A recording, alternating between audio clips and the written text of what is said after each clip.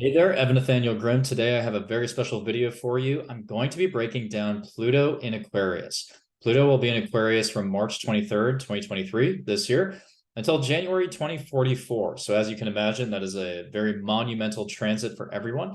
I'm going to break down what to expect thematically, overall, and also I'm going to explain the impact on each zodiac sign. So Pluto has been in Capricorn for about 15 years. And Pluto, when it is in a sign, it really shapes the theme of the collective, of that era, of the generation born into that time frame. And Pluto, as I'll explain, deals with our subconscious urges and where we can also experience transformation. So with Pluto and Capricorn, we have had a prolonged period of the corporatocracy reaching an extreme of hierarchies, systems, people fitting themselves into these very Saturnian programs.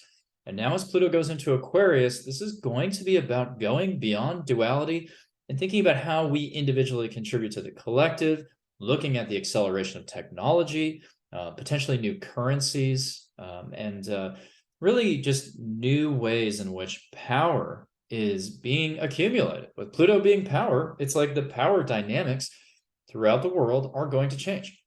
So I'm going to share my screen so that we can follow along because, like I said, I'm going to be walking through what Pluto means for each sign. So you're definitely going to want to stick around for that as well.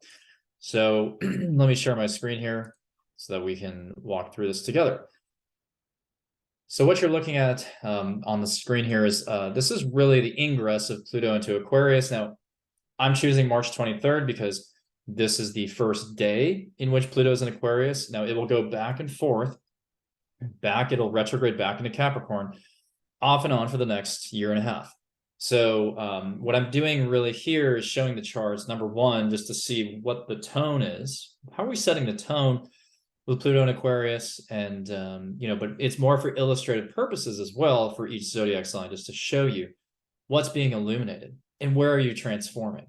Now I'm filming this video at a very, very intense, sort of rapidly changing time because we have the collapse of certain banks. We have the financial system in the United States under scrutiny because the United States, is in the middle of its Pluto return, and we have Pluto in the second house of money.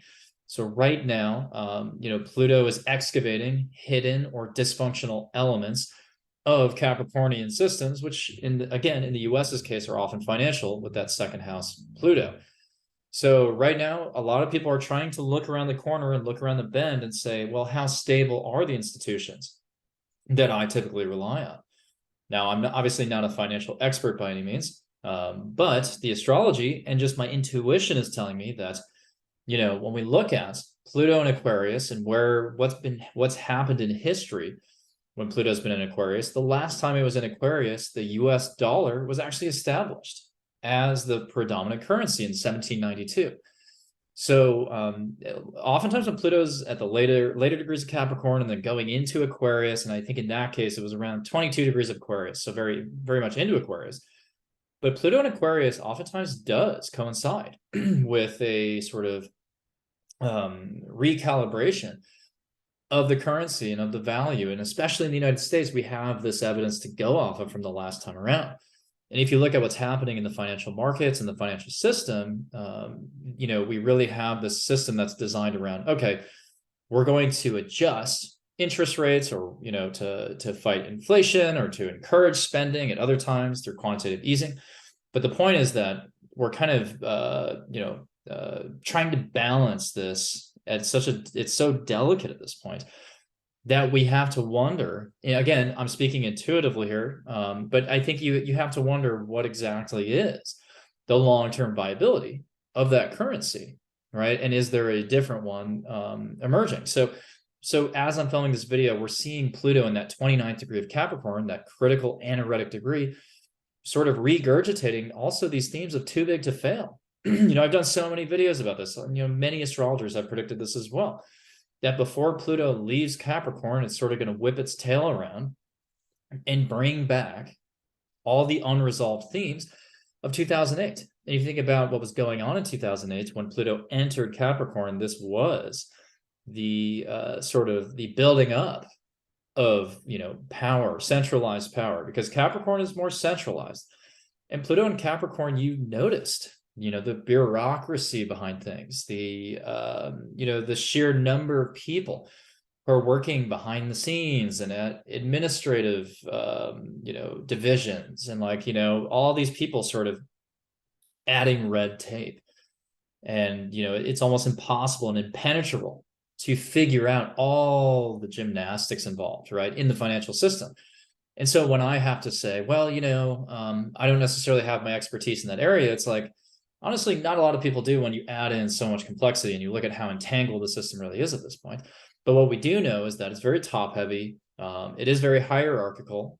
And, Main Street does not really have a ton of power right now compared to Wall Street. And if you think about what's going on with the banking crisis at the moment, which again, we at the time of filming here, we still don't know where it's going to go. But, you think about the fact that regional, people are looking into regional banks versus, the bigger players, like where, what's the viability of these? And with Pluto and Capricorn, it's like, okay,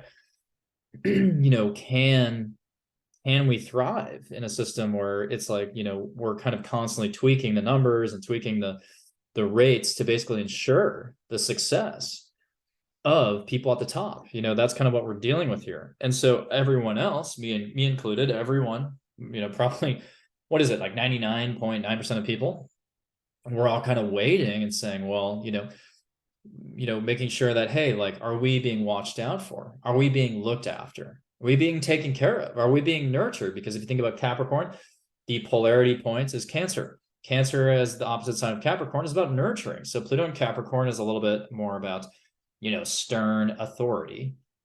And, with Cancer being more about the family and the family considerations and the considerations if you're, meeting your immediate needs, we're wondering, what's that all about? How are we putting food on the table? So really what I see, the reason I'm talking about this is because we already have enough data between this situation and the last time Pluto was in Aquarius to say, more than likely over the next 20 years, and I know that's a long window, but still, that's pretty significant.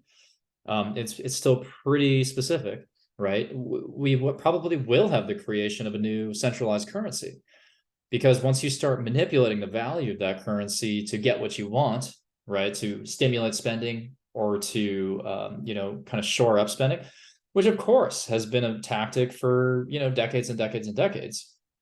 So that in and of itself is not necessarily a problem, but we do see the snake eating its own tail at a certain point, potentially, so that's certainly being suggested right now. But anyways, to give you specific dates on Pluto and Aquarius.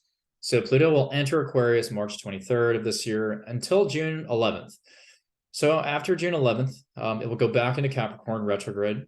Then January 20th, 2024, Pluto will go back into Aquarius until September 1st, 2024, retrograde again. And then November 19th, 2024 until March 8th, 2043, it's solidly in Aquarius.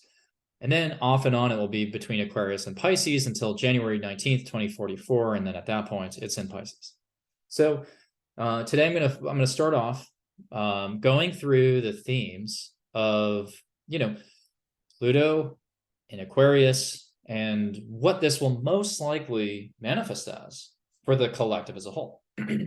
So really, what I see Aquarius being about, and first of all, you want to track where 0 to 29 degrees of Aquarius is in your birth chart, because the houses where you have 0 to 29 degrees of Aquarius, that's where you will be experiencing these transformations over the next 20 years.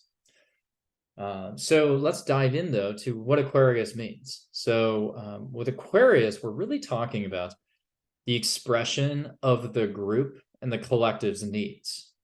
Because both Leo and Aquarius are on the same polarity and the same axis, and they both deal with expression. But Aquarius is the expression of the group, and Leo is the expression of the self. So when I think about Aquarius, the way that I would break this down is, first of all, the key concepts, Aquarius is about groups as a vehicle for progress. So whereas Leo is more about the individual and the passion of the individual to project, their creativity into the world, to activate their life force, and to make sure that their own cup, so to speak, is full. We think about the king with a full cup, of water or whatever else is in there. And Aquarius is more so taking that full cup and saying, okay, my cup is full. Now let's bring that energy into the group. So that's where we get this concept of the water bearer.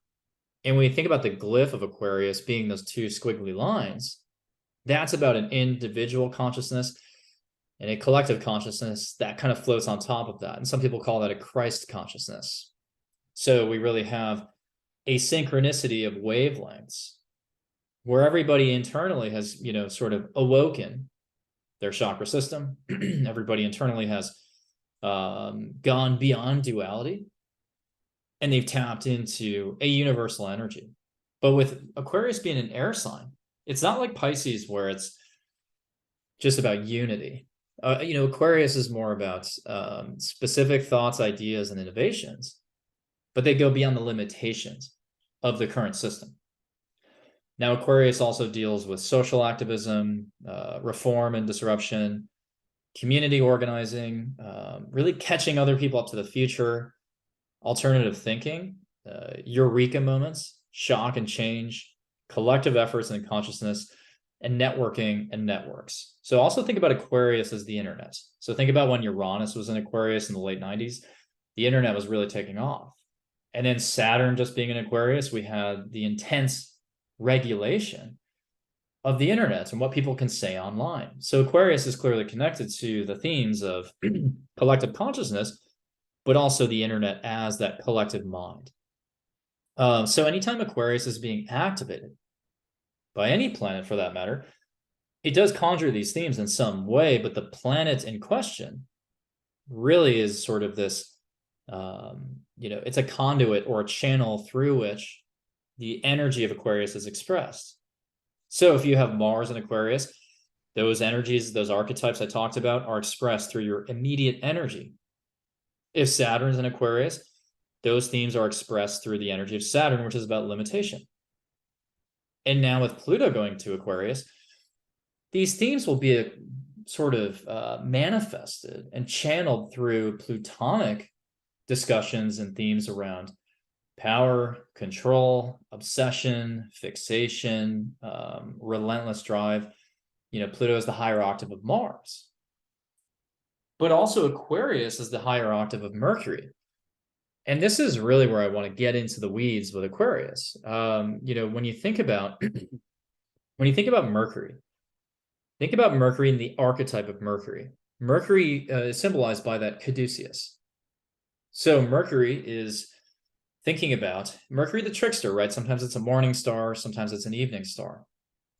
And Mercury in the mythos, is able to sort of make these snakes in the caduceus move and dance, with the flute and the lyre and such. And so with Mercury activating this sense of duality, right? Mercury is thinking about, okay, it's either this or it's that. Let's explore hot and cold. Let's explore left and right.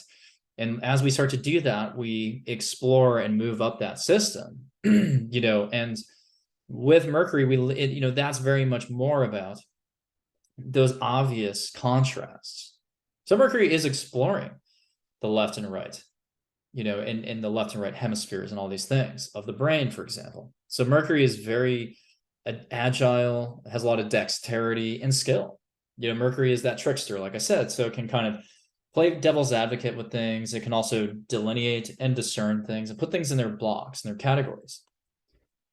But with Aquarius being the higher octave of Mercury and Aquarius represented by Uranus and even Saturn, we're really thinking not so much as either or. We're thinking about things as a spectrum of possibilities.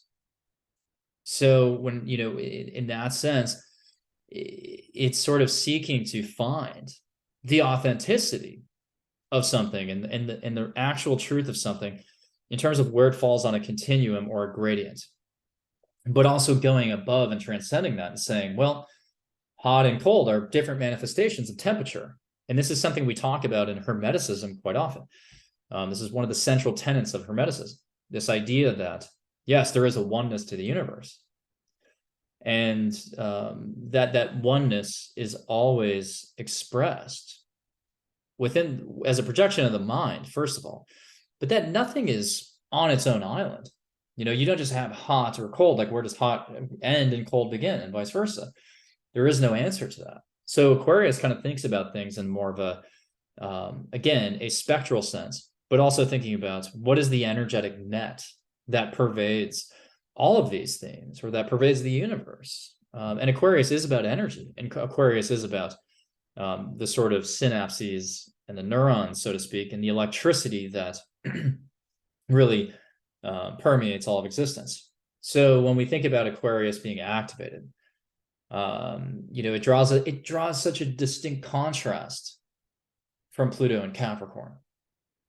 So what we're going to see is, we're getting out of this era with Pluto and Capricorn being, about reinforcing top-heavy hierarchies, the corporatocracy reaching an extreme, and now the pendulum is going to start swinging towards the collective. And also to encourage decentralized systems that might mitigate risk, because as we build these big systems, we're seeing right now through the banking system how risky it can be when a crisis just sort of ripples out. Because just as everything that's centralized can be convenient, and more efficient, we also see how centralized systems can leave people in the dust. And so I do think Pluto and Aquarius is going to think about also, how do we invest in decentralized systems that are local and community driven, that don't set people up for disaster. And then at the same time, technology will be more pervasive than ever. And in that sense, though, that might incentivize centralized platforms. So on the technology front, we may have very centralized platforms, but ultimately this era is about balancing of the individual inside of the collective, the individual contributions to the collective, and the ability for each collective to contribute to the whole and to the betterment of the world and to the furtherance of consciousness.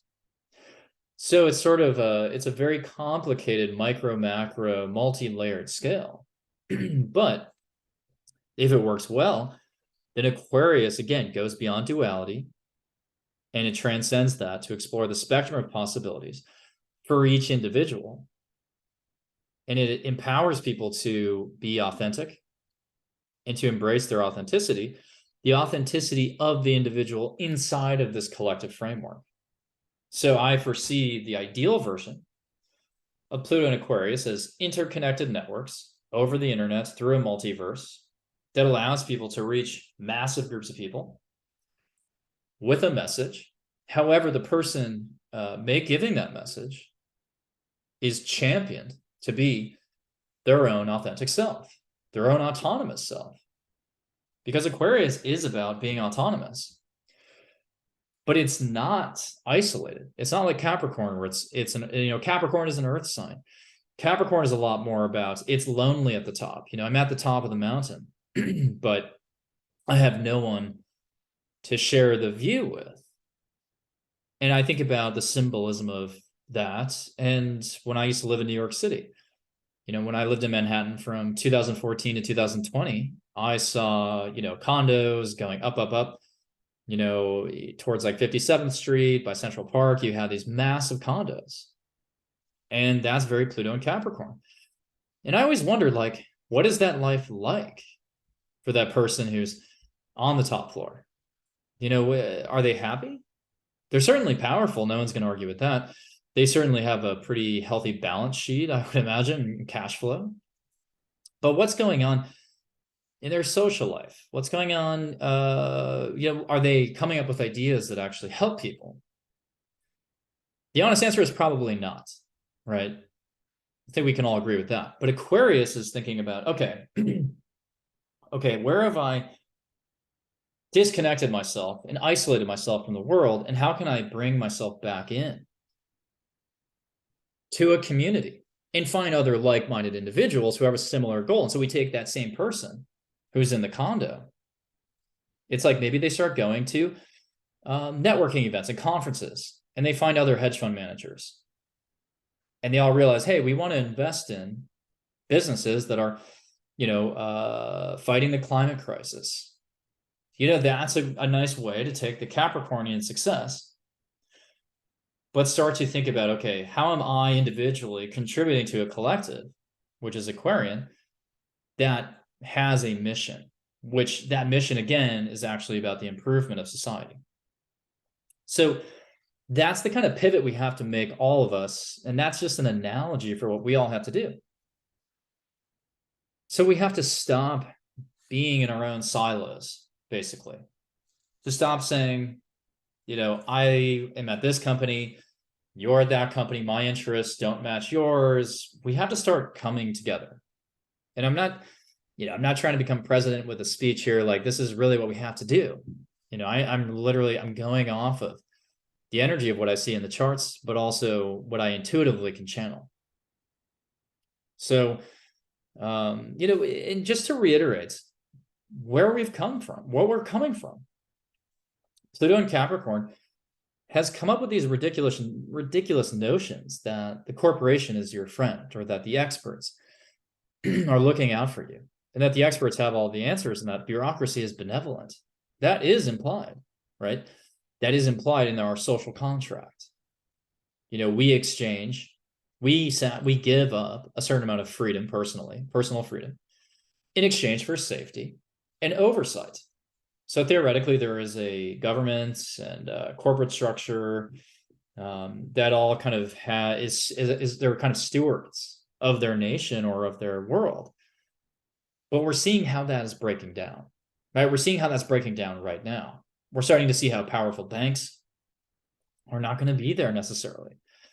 We're seeing how the governments may reassure you and say something, and it doesn't pan out. Because Pluto in Aquarius in Capricorn is really about the letdown of authority figures. It's about authority figures being revealed, with Pluto being revelations, being revealed to be somewhat scandalous or corrupt, right? Pluto's corruption. And so let's talk about Pluto really quick before I get into the impact for each sign. So Pluto in the astrology represents power, control, undeniable change, destruction, reconstruction, the subconscious, repression, total and absolute transformation. So it's complete, unvarnished, the unvarnished truth coming out. And with Pluto, it's almost like we're not leaving any stone unturned. It's complete. So it's like we're fully reimagining the resources and the raw materials of something and evolving out of that. So Pluto, as part of this transformation, it's evolutionarily necessary for your soul and for our soul, because again, we are dealing with a symbolic synchronicity between the micro and the macro. So just as you have an ego structure, you have a soul, you have a subconscious, so does the society in which we live. So does the collective. So you want to think about with Pluto, what am I holding on to right now too tightly? What are we holding on to right now too tightly? What do we need to release, let go of, so that we can let the walls come down and evolve into that phoenix or rise above the ashes? So Pluto does also deal with extremes, obsessions, ruthlessness, secrets revealed, and rebirth. And I think rebirth is probably the most important term with Pluto. So Pluto is a reminder that everything operates in cycles. So again, we live in a very linear world, materialistic world, where there's a today, a tomorrow, another tomorrow, and so on, but there's no such thing as things coming back around. We in our society don't really abide by the notion that everything is cyclical. We sort of do, but it's not outwardly discussed. And this also pertains to the economy, but it does also speak to a rebirth of the collective. But ideally, it's kind of an upward moving corkscrew where it's like every time we're reborn, like I said, we go above the ashes and we reach a higher plane. And with Pluto in Aquarius specifically, and this is going to kind of complete a thought that I sort of, veered away from about 10 minutes ago, but I was coming back to it, is this idea of going beyond duality. So every day that you watch the media, which is, very Neptune and Pisces right now, you will only see a fragmented perspective. You will see everything be very siloed. So one station says, this is the narrative right now. Opposite station says the narrative is actually the opposite. And every day you're being led in opposite directions. And you're like, it's fracturing your families, your relationships, and it's even causing a schism within yourself. So you're saying, I have to be either on this team or that team, or I have to be a complete crybaby. I have to be a complete crybaby, or I have to be stoic, or I have to be fully strong or weak. And we live in these, it's an ego cage. You know what I mean? It's like, people are constantly asking you, who are you? And what team are you on? And what company do you fit into? They're asking you these questions that sap away your life force and your soul. So which political aisle are you on? Which side of the aisle are you on? That type of thinking keeps you at a loss of identity. And that schism, again, when we think about Mercury being the caduceus, we think about duality gone wrong, because Mercury is a very important planet that naturally wants to explore duality. It wants to categorize things. But when you think about the caduceus, you think about the snakes meeting at the top. So you think about all those dualities meeting in a third eye, universal consciousness, where it's like, I see the center, I've united the hemispheres. So Mercury wants that. But the experts and the bureaucrats and the people who basically organize society are playing a game where they're dividing and conquering. So they're keeping you stuck with one side of that caduceus or the other, or one snake or the other, I should say. And you can see where maybe the points meet or where they diverge, but you're not really seeing the full picture. And if you even think about culture externalizes and takes away all those parts of ourselves where we could unite ourselves and our dualities internally of the esoteric masculine and feminine, which is really what this is about. Because with Mercury, we're thinking about the masculine and the feminine within all of us. So all of us have, and I'm talking about these archetypally, esoterically, of course. But you think about the masculine and feminine polarities, which exist in everything, in an atom, in the quantum field, within ourselves, within the collective. That's been completely divorced. And so when you are not united within yourself, then you are not coherent vibrationally or spiritually.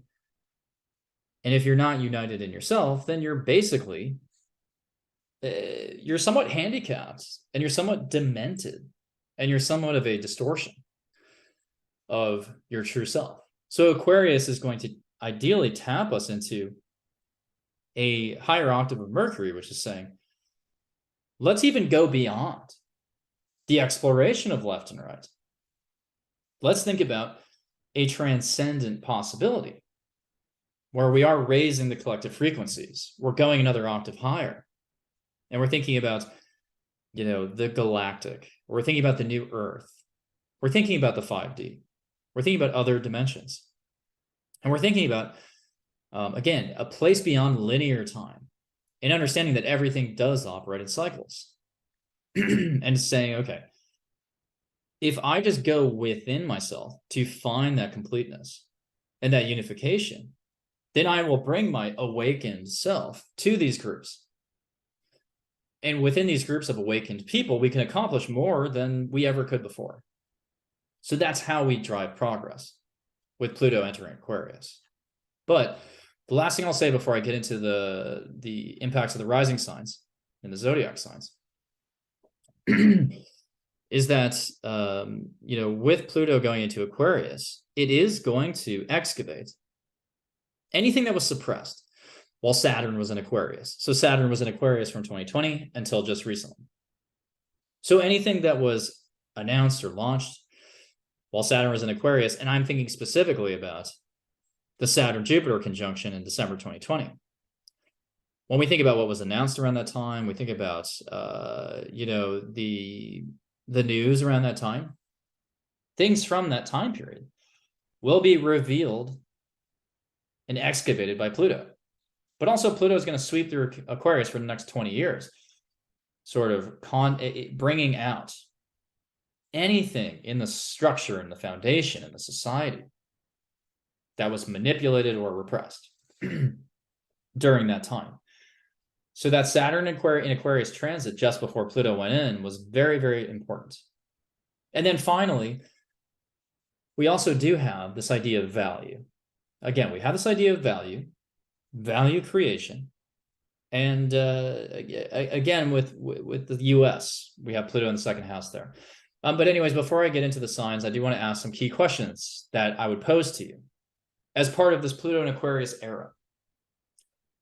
So what contributions do I want to make to society in the next era? Where has my own individuality or authenticity been compromised? If I fully live in alignment with my higher self, in my soul's needs, what am I working on? How am I contributing? What message do I have to spread to others? How do I honor my truest high self? In what communities can I partake in to raise the collective frequencies? So again, Pluto in Aquarius is about going inside yourself first, uniting the polarities, uniting and going beyond the dualities, having your own movement up the caduceus, up the chakra system, tapping into the experience of the divine, but then doing something about that and going into communities, going onto the internet, forming new alliances and creating a collective transformation.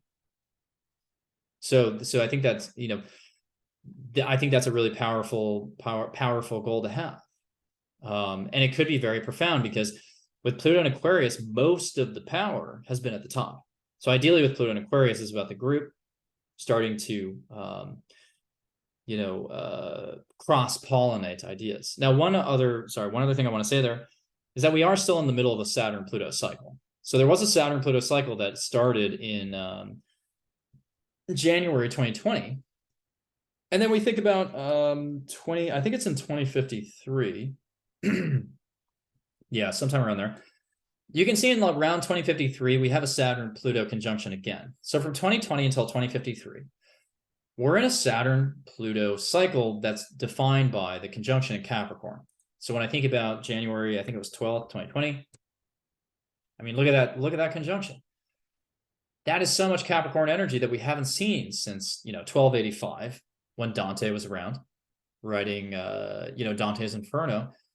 You know, this is like the pits of hell, you know, and so during these cycles, we really have, I think it was 1284 that the last time there was a stellium like this. Yeah, I mean, look at that. So December, basically Christmas, 1284. You look at that same alignment, Jupiter, Saturn, Pluto, Mars. I mean, you know, these are transits that don't happen that often when you have this much Capricorn power. And so the cycle that we were just in, you know, that we're still in that cycle basically, which is all about power being wielded from the higher rungs and from the top. And so I'm not pretending like this is an easy time. You know, it actually builds even more urgency for why I should be doing this video. You know, I'm doing this video because I do think we are at a crossroads. I do think that, you know, the power dynamics are so concentrated among the wealthy, the powerful, the upper crust, the ivory towers, that with Pluto and Aquarius, it just reminds me of like the printing press and the internet being synchronistic, where it's like we are being flooded with new channels and new ideas from people who don't have the power. You know, I just started my own social media pages and now I can reach a lot of people, you know, same with other creators. So Pluto and Aquarius is about empowering the collective, little by little, person by person. And that's actually like, I think that's very encouraging, because you have to think about what it looked like before this era. Because before this time, in sort of the early phase of Pluto and Capricorn, you still had these monolithic media channels that really controlled the narrative. But now that we can really contribute to the narrative in our own unique, individual, authentic way, which is Aquarian, we're spreading knowledge. We are being the water bearers. And, we want to basically, again, cross-pollinate and interconnect all of our ideas to come up with something that is greater than the sum of its parts. So we are on the cusp of change. It takes a village, it takes an entire collective of people working to create clarity of consciousness, working to transcend duality, working to, stitch back together what the authorities have tried to rip apart. They've tried to rip apart the social fabric by pitting groups against each other and pointing out our differences. But our differences are not that great. When I think about the people who get readings from me or the people who are subscribing to my channels, they're all coming from different perspectives, different viewpoints, but I still can connect with them very authentically and have an amazing positive dialogue with them. And that's why astrology is also very important in spirituality, because it's pointing out the human in all of us. But also, again, with Pluto involved, the evolution that our souls still need to go on to let go of any kind of groupthink, which, yes, can happen when Pluto's in Aquarius. It can definitely create a mob mentality, but ideally, it's, again, this micro, macro, symbolic alignment where individuals are authentic. They're bringing their authentic selves into communities, and those communities are also contributing to a meta community. So let's start to get into the impact of Pluto and Aquarius on each sign.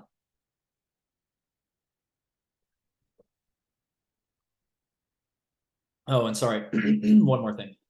When I think about Aquarius dealing with technology, I do think about how technology can be used to awaken people, like I said, through a message, but also who controls the technology, and does the agenda become even more warped and even more centralized?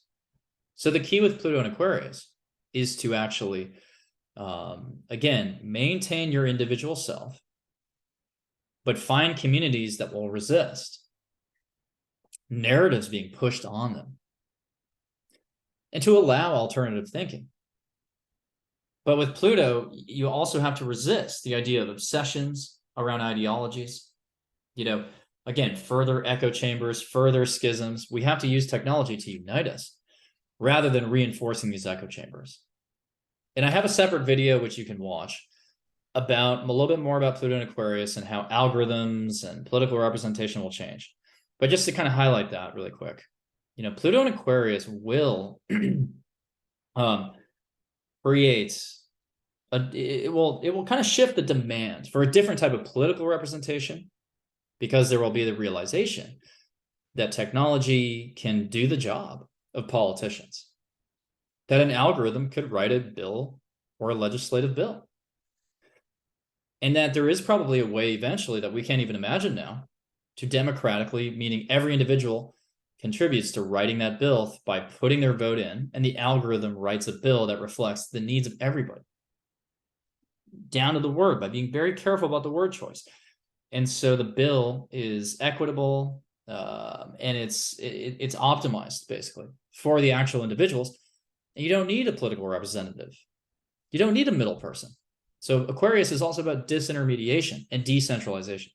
So what you're going to probably see is, again, ideally, a centralized platform that allows everybody to connect, but a platform that recognizes every individual's contributions to the group, because Aquarius is also about contributions to the group. And how does that change the way that power is used? And so Pluto being power will be wielded either by the collective, and or through the tech platforms that we all plug into. Now, with Aquarius is also collective consciousness, so there could be ways to telepathically communicate, and we will see AI getting more and more sentient and replacing a lot of jobs. But at that point with Pluto and Aquarius, hopefully, things are so productive and efficient that we don't really need to work, and we can invest more in, again, going inward, thinking about duality, and going beyond duality, and awakening that third eye energy. But of course, I'm not naive. I'm not pretending like that's going to happen overnight. That is very much the ideal. But the more likely scenario, that's kind of the bull case, right? So the base case, the more likely average scenario, is that there will be beautiful moments within communities, which will be activated by the platforms that they use to connect, and that the algorithms will allow people to reach massive groups of people with the right message at the right time to create these awakenings. But that there will still be attempts at power, and even more centralized power through technology. So it's going to be a constant balancing act, because we are in a Saturn-Pluto cycle that started in Capricorn in 2020, when time essentially stopped. But again, go back to my key questions throughout this video and throughout the next 20 years. What contributions do you want to make?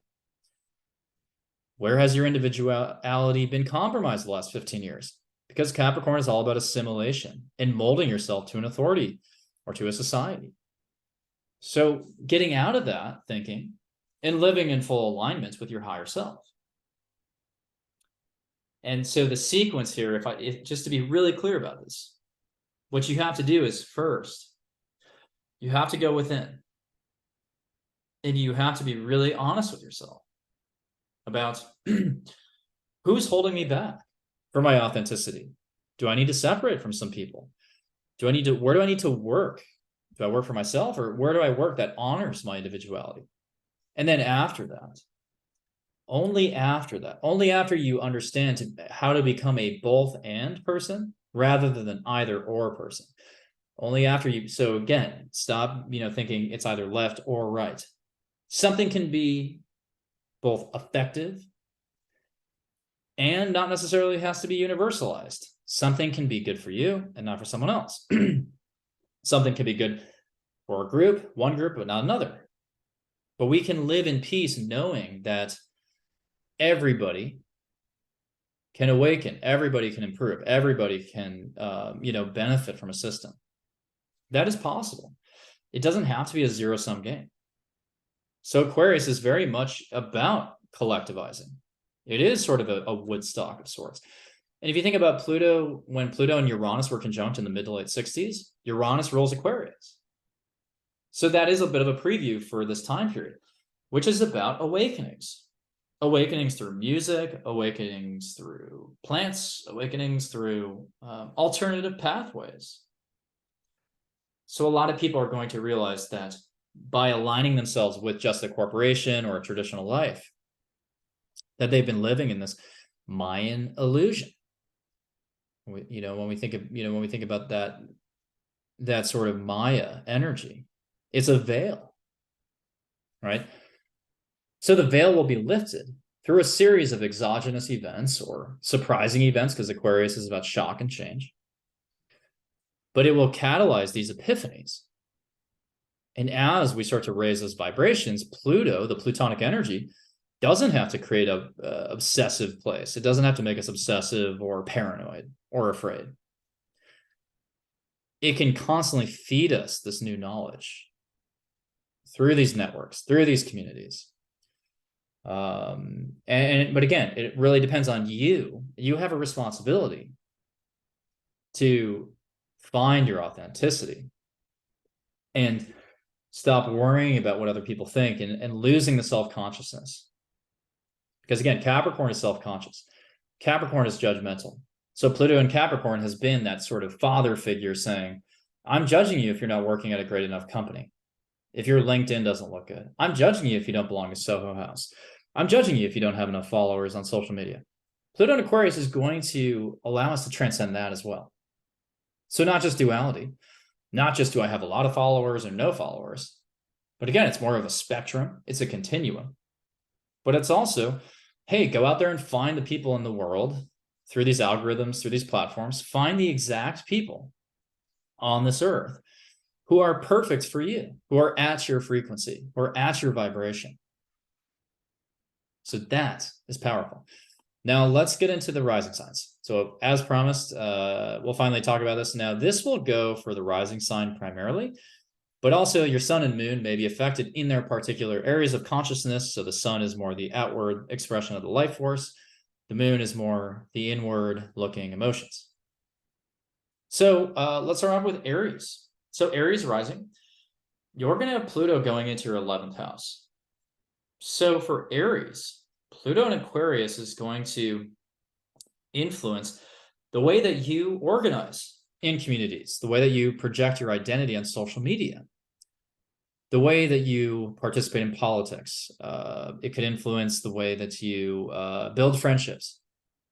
So Pluto going into your 11th house, this is a natural place for Aquarius, obviously.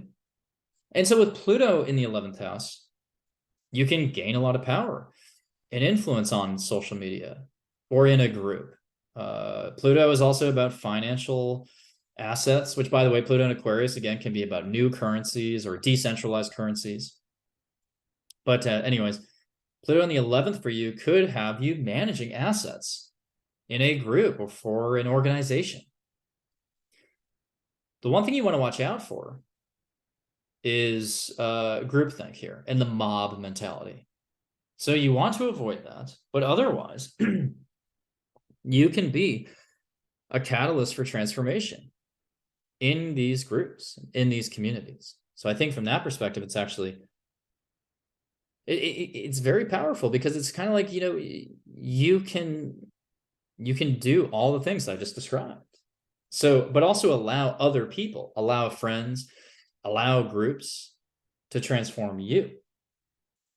So pay attention to, your role in communities and chase that. And look for these groups. Look for these groups of people that challenge you to experience an ego death. Look for these groups that challenge you to, again, go beyond duality. Look for these groups that embrace the authentic you. So I think that's got to be the focus for Aries. Now, let's get into Taurus. So Taurus will have Pluto going into the 10th house. And for Taurus, that's a very, that's a total course change in your career. Now, I want to emphasize this. Pluto stays in the sign for 20 years. So the influence is, I would say, because Pluto moves at a glacial pace, it will take time. So it's not going to happen overnight per se. Unless you have planets at the early degrees of a fixed sign, especially, or Aquarius. So if your midheaven was at 0 degrees Aquarius, then yeah, the influence will be felt right away. But generally speaking, Pluto in Aquarius will be felt when it enters Aquarius. So yes, it will be felt to some extent because the ingress is symbolic of the energy of Aquarius, of that transit. It's very foreboding and foreshadowing. I guess foreshadowing is the word there. It will also affect you when it forms a partile or exact conjunction or aspect with one of your placements. And it will also, it will have an effect on the way out of Aquarius when it's at the 29th degree. So, and Taurus is a fixed sign. So Taurus, Scorpio, Leo, and Aquarius, all 4 of those fixed signs will feel the impact of Pluto and Aquarius the most out of all the signs. And so the fixed signs will be called to transform. They will be called to face their fears. And for Taurus, you're going to have Pluto up in the 10th house, which means the mandate for you is to unearth, with Pluto, unearth the career and the path that you really want, in the sense that what feeds your soul's evolution. It's not just about, again, what looks good on paper or what makes you look cool or what pleases your parents. Pluto up in the 10th is going to really break apart and reassemble the public calling and the vocation that you're really meant to pursue. So for Tauruses, start doing that reflection now. Think very proactively about what is the public career, the profession that I believe will answer those key questions I asked earlier. How do I want to contribute to society?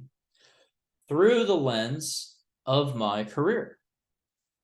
How can I find a career that reflects my authenticity?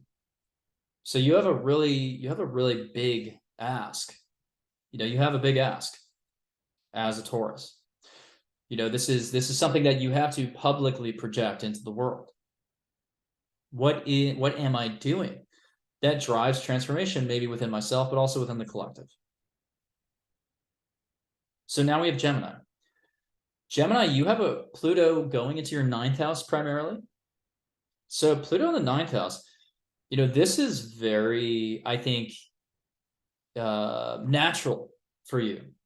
So the 9th house sits opposite the 3rd house, which has an affinity with Gemini. The 9th house is more about philosophy, worldview, higher education, publishing, things like that. And so Pluto going into the 9th house, this will empower you to deepen. Pluto is about depth as well. So deepen your ideas, your worldview, your knowledge in something. And Pluto in Aquarius in the 9th could make you a very convincing speaker. So you could be very persuasive, very convincing, and you could become very attached to a certain perspective, to a certain topic. And so you could really get people on your side to believe what you believe. So Geminis, I think your mission is to be a transformative teacher, to get people hooked on what you see as your version of the truth. Because the 9th house is really the natural laws in the sense of justice and truth in the world. So with Pluto there, it's like you want to have a firm conviction in your ideology. The one thing, just like Aries, is that you don't want to become too fanatical. And you want to make damn sure that your ideas are sound logically, not just, in terms of feeling and intuition. But the 9th house is much more intuitive than the 3rd house, because the 3rd house is more about categorization and facts. But the 9th house, you elevate that. Now, also the 9th house is travel. So Pluto in the 9th, travels could be highly influential and transformative for you. So think about maybe looking into astrocartography. Where can I go? Maybe where's my Jupiter line? Where can I go that's going to expand my perspective? How can I bring more of the outside world in? That's Pluto in the 9th. So let's talk about Cancer. So Cancer rising, sun and moon as well. You'll have Pluto going into your 8th house. Now, Pluto in the 8th house is natural. The 8th house is associated with Pluto and Scorpio, really.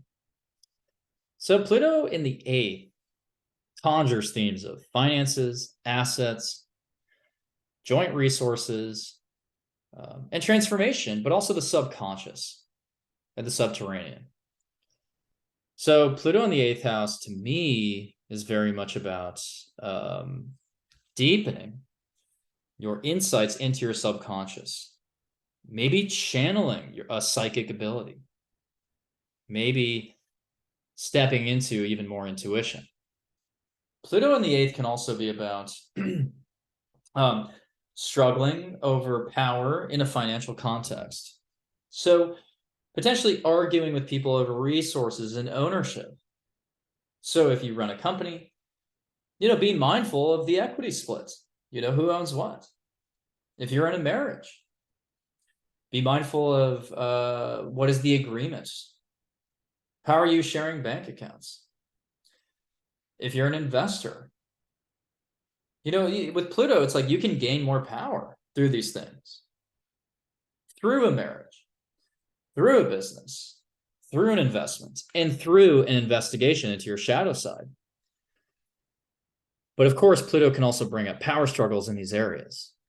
So you want to be very mindful about asset allocation, financial agreements, but also be honest about what you have left to discover about your shadow side and about those deeper hidden aspects of your soul.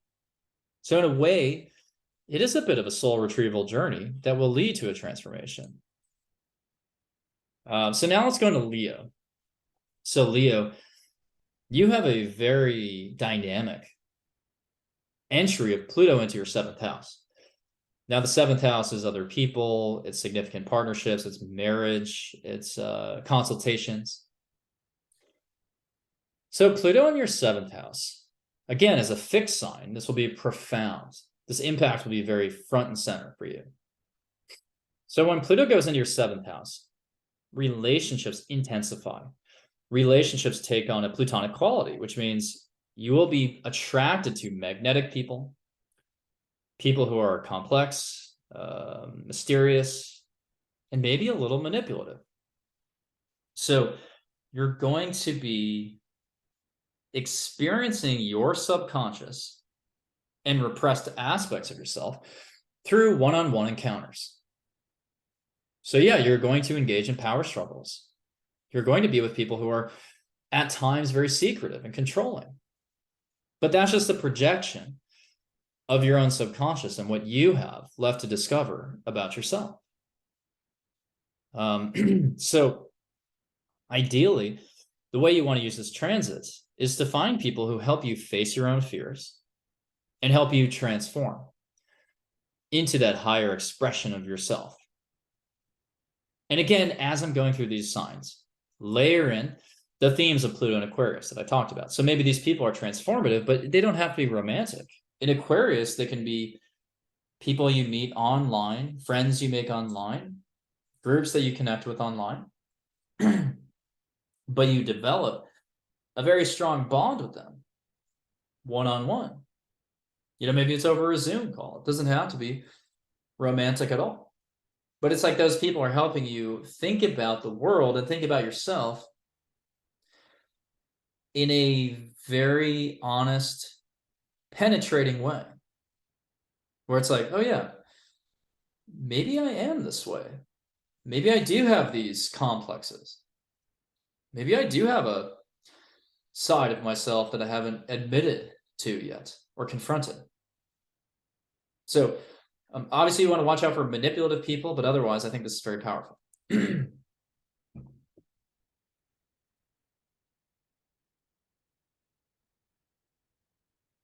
So now let's talk about Virgo. So Virgo, you have Pluto going into your 6th house of daily routines, health, work responsibilities, just like, you know, to me, the 6th house is kind of that engine that powers your day to day. You know, what are you doing every day? What is your you know, are you methodical? Are you disorganized? Like, what are you doing day in and day out? Pluto in the 6th, to me, will really activate this desire to transform your routines, but also to get to the bottom of things at a very microscopic level. So I'm talking about rabbit holes.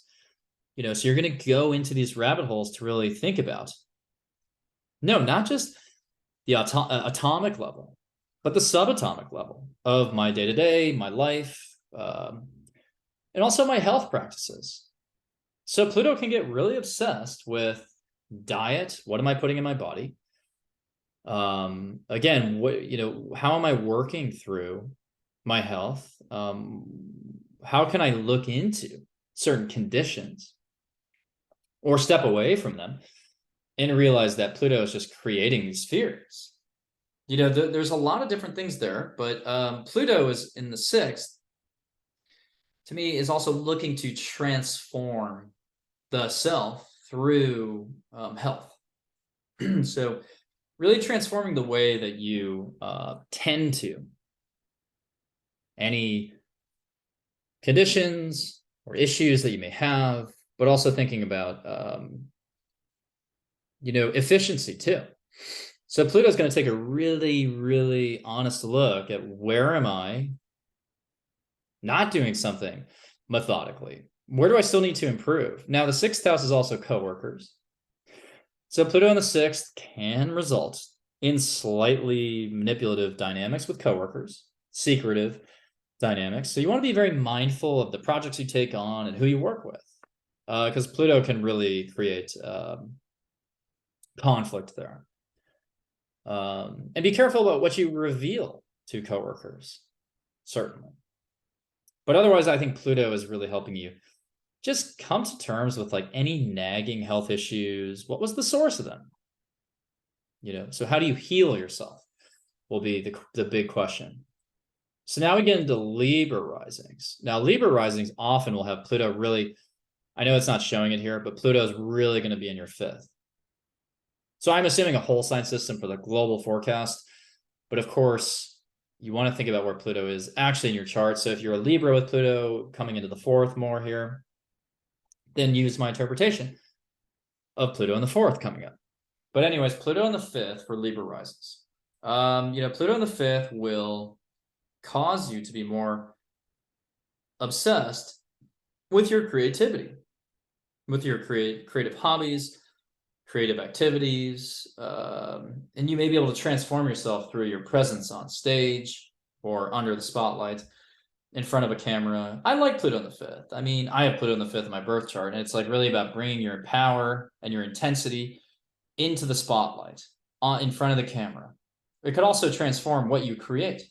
So maybe you go from painting to acting. The fifth house is also about, creation of any kind. So what are you trying to birth into the world? Are you looking to birth a business? Are you looking to have a family? Are you looking to birth some type of creative hobby? And, the fifth house can be athletics, recreational sports, and that inner joy, that inner flame. So with Pluto in the fifth, you want to bring out that happiness and that joy and let that joy transform you. And you can also be a very powerful creator. You can attract people magnetically through the things that you're presenting or creating in front of that audience. So if you're a Libra, you need to activate and channel your creativity, because that's where Pluto will help you out here. Now, keep in mind, Saturn was in Aquarius. So for all the signs, Pluto is, again, transforming what you've built with Saturn and Aquarius. So for Libras, you've had Saturn in your fifth house for the last 3 years. So hopefully you've manifested something creatively, but now Pluto is going to empower that further and intensify that even more. So now we have Scorpios. So Scorpios, you're going to have Pluto in your fourth house primarily. And the fourth house is the home, the family, the foundation. So Pluto in the fourth could excavate secrets within the family. There could be transformations within the family. You may have to tend to financial matters within the family. There could be an inheritance, honestly, through a family. I know the inheritances are mostly in the eighth house in astrology. But when you have Pluto in the fourth, that can also be conjured. So there is a deep transformation of the family and the dynamics within the family. There may be power struggles over money, over assets, and ownership of assets. But broadly speaking, this to me is about maybe even, this could even just be about you investigating your ancestry, investigating the origins of certain things within your family. Pluto, can be about a connection, like some type of mediumship, like maybe you're connecting with ancestors. Could certainly happen. And down in the fourth house, there's this internal feeling at your foundation, at your core of needing to transform. This inner feeling of intensity and sometimes anxiety, but like a need to really get to the bottom of things. So for Scorpios, generally speaking, expect sweeping changes in your family. Expect secrets to come out within your family, but also expect maybe for you to desire to renovate your home or transform your home in some way, but also to transform the foundation from which you operate. And again, expect to maybe tend to money matters within the family. So next we have Sag rising. Now, Sag rising may have Pluto in the second, but also in the third. So I'm assuming the third house, even though you're not seeing it there. So for Sag risings, mostly we'll have Pluto in the third. What is the third house? Thinking, communication, ideation, siblings, day-to-day activities in a lot of ways, and conversations. So for Sag, Pluto will intensify the everyday conversations you have, but also the inquisitive nature of your mind and the subjects that you're researching. So with Pluto there, you want to investigate topics more deeply. You want to speak with a certain intensity and persuasion. So just like Gemini risings, you may be able to persuade people through your words. There may be power struggles with siblings, with neighbors. You also might transform your mindset. You might pursue a new topic to the nth degree, meaning, really as far as it can go. You may teach about something totally new. You may start to write in a stream of consciousness kind of way. You may start to just channel as part of your writing. You may become quite obsessed with either learning a new skill or completing a certain writing project. But I think this is interesting. Just expect your everyday conversation to feel more powerful and more intense. So next we have Cap risings. So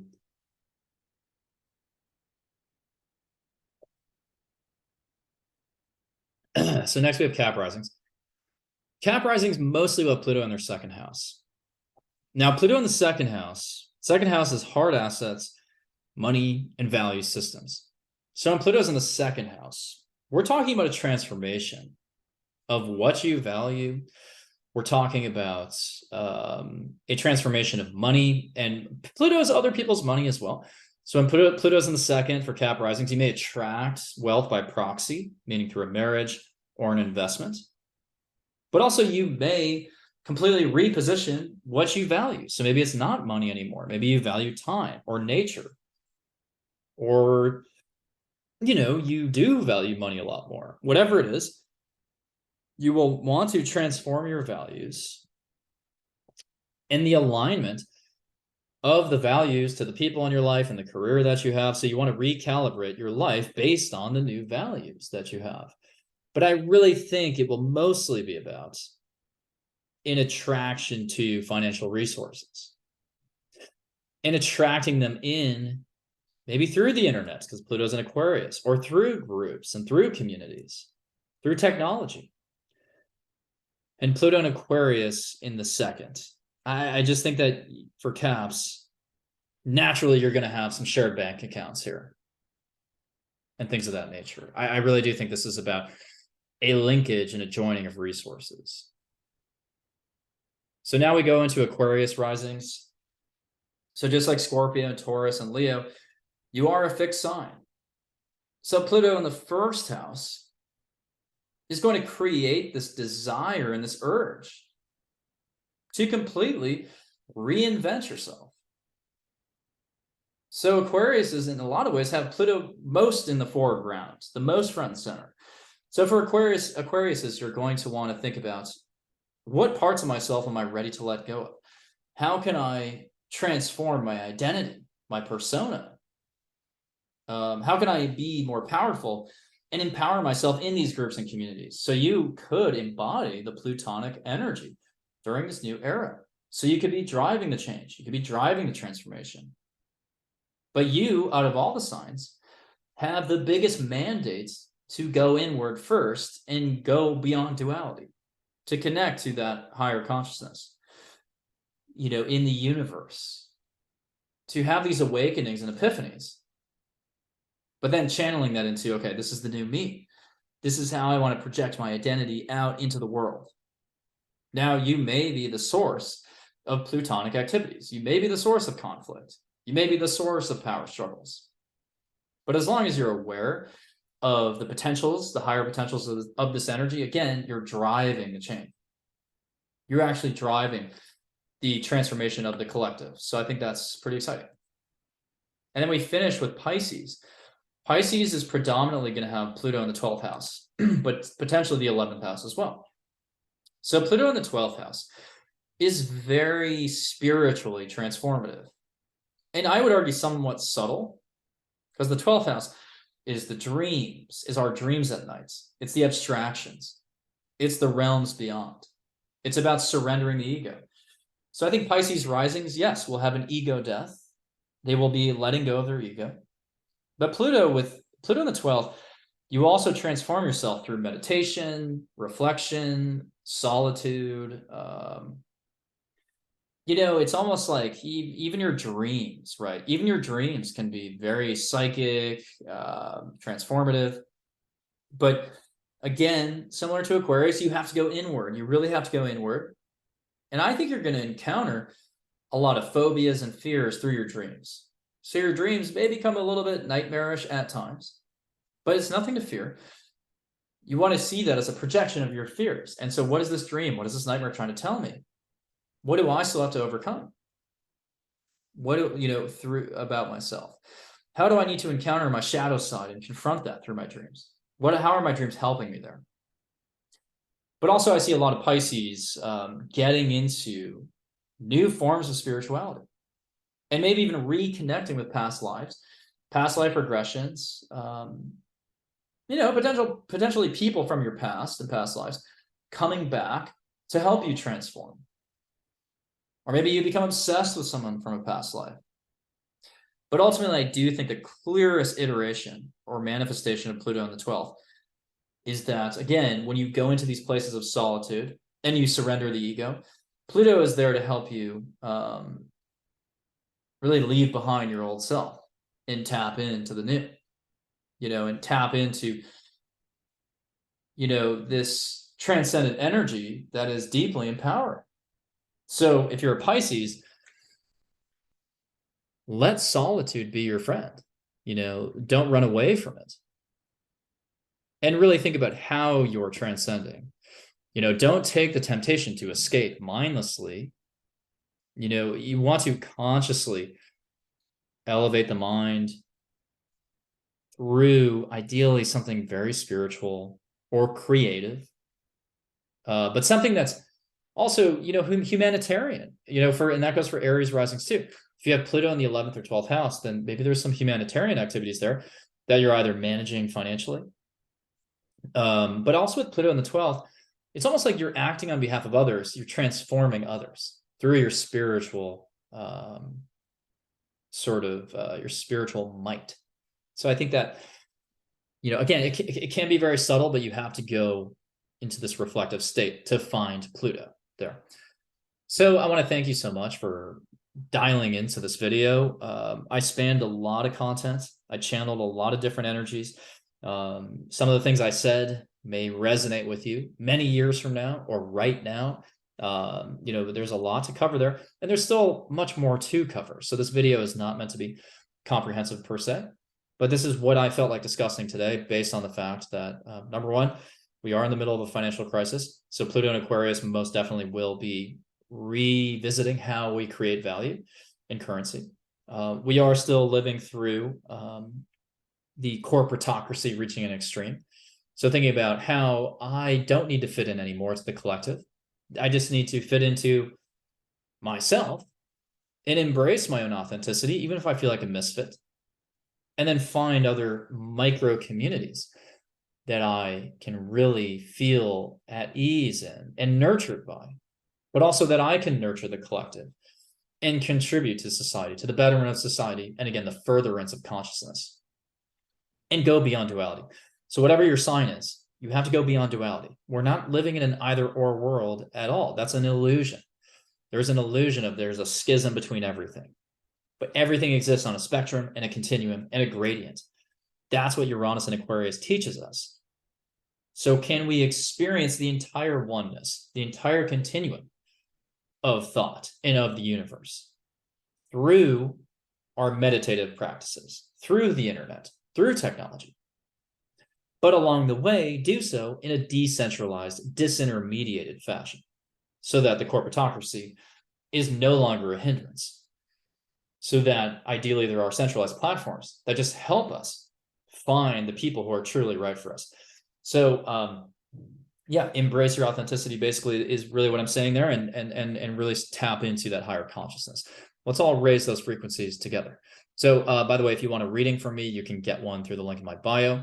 Also check out my courses, which I'm always teaching new courses, and I'm hosting a retreat in Croatia in September. So you can spend a week with me there, and we're going to go sightseeing, and I'm doing custom astrology workshops at that. So again, I'm Evan Nathaniel Grimm. Thank you so much for attending this. I guess we'll call it a class. Thank you for attending this class, and hopefully you have more clarity now on what's happening with Pluto and Aquarius and where to focus based on your sign. So thank you so much, and take care.